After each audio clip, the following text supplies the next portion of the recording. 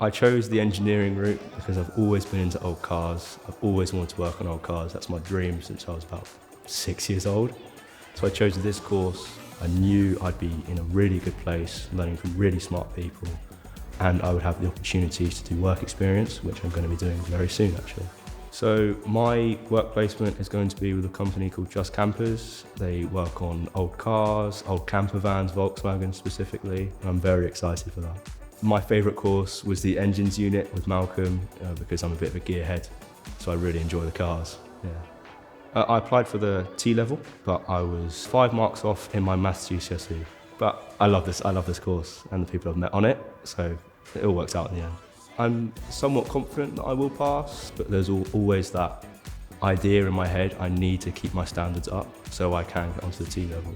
This year will help me get there because it'll get me more used to the workshop and it'll get me more used to the working environment that I'm not so used to yet, but will definitely get used to.